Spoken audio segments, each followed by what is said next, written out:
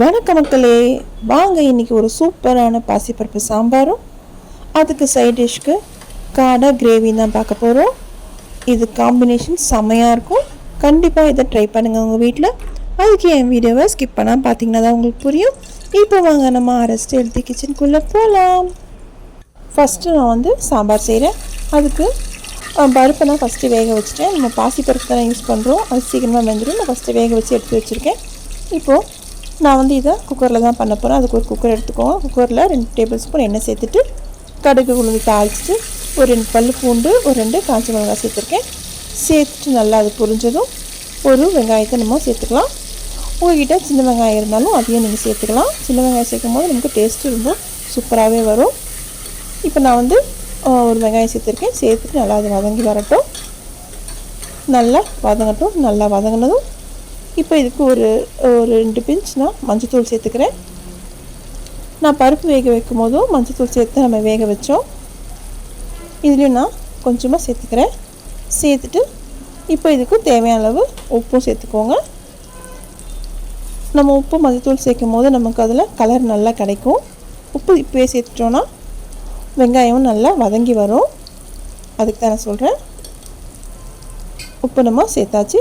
சேர்த்துட்டு இதில் ஒரு 2 டேபிள் ஸ்பூன் மிளகாய்த்தூளும் சேர்த்துக்கலாம். அதுக்கு முன்னாடி கொஞ்சமாக பெருங்காயத்தூள் சேர்த்துக்கிறேன்.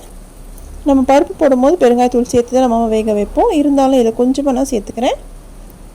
இப்போது 2 டேபிள் ஸ்பூன் மிளகாய்த்தூள் இதையும் சேர்த்து நல்லா கலந்து விட்டுக்கோங்க. நம்ம இந்த எண்ணெயிலே நம்ம மிளகாய்த்தூள் சேர்க்கும் போது நமக்கு கலர் நல்லா வரும். இது ஒரு 2 தக்காளி. நான் பெங்களூர் தக்காளி தான் யூஸ் பண்ணுறேன். நாட்டு தக்காளினா நீங்கள் 3 கூட எடுத்துக்கலாம். இது பெங்களூர் தக்காளி, ஒரு மீடியம் சைஸ். இது நான் 2 தக்காளி எடுத்திருக்கேன். நம்ம தக்காளி சாம்பாரில் நிறைய சேர்த்தோன்னா நல்லாயிருக்கும். அது நாட்டு தக்காளி சேர்க்கும் போது சூப்பராகவே இருக்கும். இப்போ கொஞ்சமாக நான் கறி லீவ்ஸும் சேர்த்துக்கிட்டேன். இப்போ பார்த்திங்கன்னா நான் கோவக்காவும் அவரைக்காவும் தான் யூஸ் பண்ணுறேன். ஏன்னா சாம்பாரில் நமக்கு காய் நிறைய இருந்துச்சுன்னா சாம்பார் சூப்பர் டேஸ்ட்டாக இருக்கும். அதுக்கு தான் 2 காய் சேர்த்துருக்கேன். உங்களுக்கு அவரைக்காய் தேவையில்லை அப்படின்னா நீங்கள் கோவக்காய் சேர்த்துக்கலாம். சூப்பராகவே வரும். ட்ரை பண்ணி பாருங்கள். நம்ம கோவக்காய் நம்ம எப்போவுமே நம்ம வறுத்து தான் நம்ம சாப்பிடுவோம். நீங்கள் சாம்பார் போட்டு சாப்பிட்டு பார்த்தீங்கன்னா அவ்வளோ அருமையாக இருக்கும். ட்ரை பண்ணுங்கள்.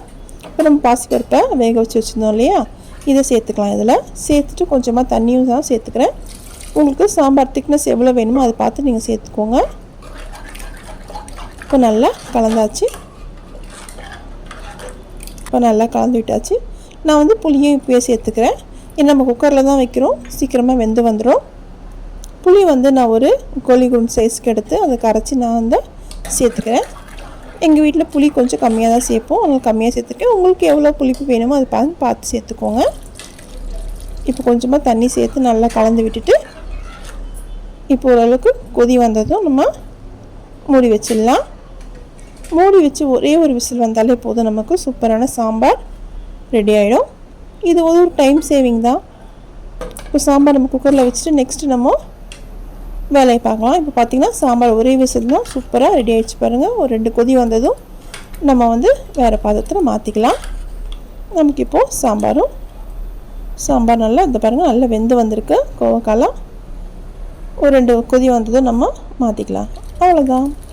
இப்போ நெக்ஸ்ட்டு நம்ம காடை செய்யலாம். நான் காடையை ஃபஸ்ட்டே வாஷ் பண்ணி எல்லாம் எடுத்து வச்சுருக்கேன். வாஷ் பண்ணி மஞ்சத்தூளும் உப்பு போட்டு நல்லா வாஷ் பண்ணி வச்சுருக்கேன்.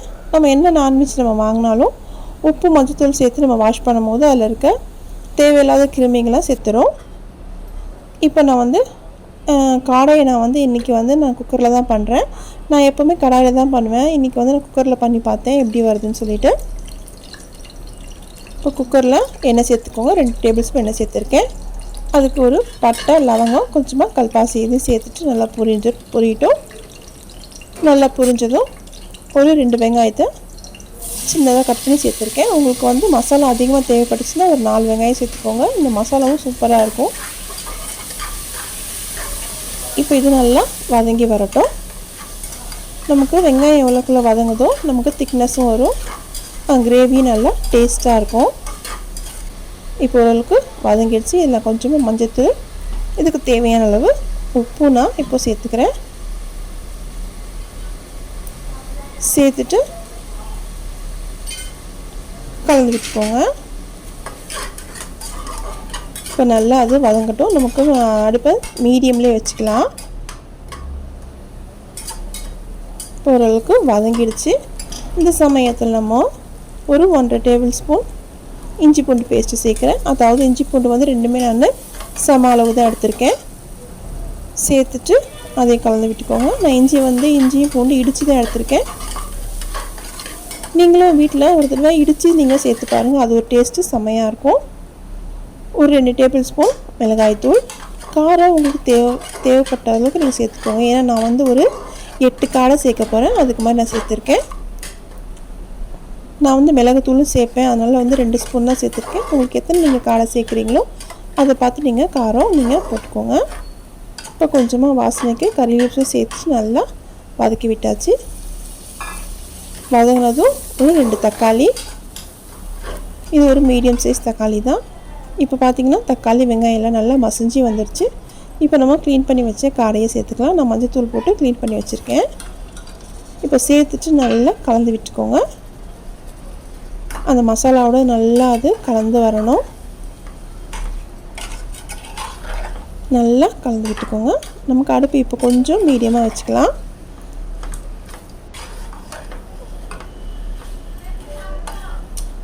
இப்போ நல்லா கலந்து விட்டாச்சு. இந்த சமயத்தில் இதில் நான் வந்து கொத்தமல்லி இலைகளும் கொஞ்சமாக மிளகுத்தூளும் சேர்த்துக்கிறேன். ஒரு டேபிள் ஸ்பூன் மிளகுத்தூள் இதையும் சேர்த்துட்டு நல்லா கலந்து விட்டுட்டு நம்ம தண்ணி சேர்த்து மூடி வேக வைக்கலாம். இப்போ நான் 1 ஸ்பூன் மிளகுத்தூள் சேர்க்குறேன். லாஸ்ட்டாகவும் 1 ஸ்பூன் மிளகுத்தூள் சேர்த்துக்கோங்க. உங்களுக்கு மிளகுத்தூள் வாசனை பிடிக்காது அப்படின்னும் போது நீங்கள் மிளகாத்தூளே கொஞ்சம் அதிகமாக சேர்த்துக்கலாம். ஆனால் நீங்கள் எந்த ஒரு நான்வெஜ்ஜாக இருந்தாலும் லாஸ்ட்டாக கொஞ்சமாக மிளகுத்தூள் சேர்த்து நீங்கள் ஃப்ரை பண்ணுற ஐட்டத்தில் போட்டிங்கன்னா அவ்வளோ அருமையாக இருக்கும். இப்போ நம்ம மூடி ஒரே விசில் தான் வைக்க போகிறோம். ஒரு விசிலே சூப்பராக பஞ்சு போல் நல்லா வெந்து வந்துடும். இப்போ பாருங்கள், ஒரு விசில் வச்சு எடுத்தாச்சு. பார்த்திங்களா, சூப்பராக வெந்து வந்திருக்கு. இது நம்ம இப்போது அடுப்பை ஃபாஸ்ட்டாக வச்சு நல்லா தொக்கு பதத்துக்கு நல்லா வதக்கி எடுத்துட்டோம்னா நமக்கு சூப்பரான காடை கிரேவி ரெடி ஆகிடும். உங்கள் வீட்டில் செஞ்சு பார்த்துட்டு உங்களுக்கு ஃபீட்பேக் சொல்லுங்கள்.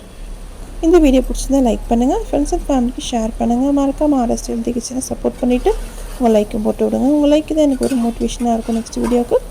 இந்த வீடியோ பார்த்ததுக்கு நன்றி. நம்ம நெக்ஸ்ட் வீடியோவில் பார்க்கலாம்.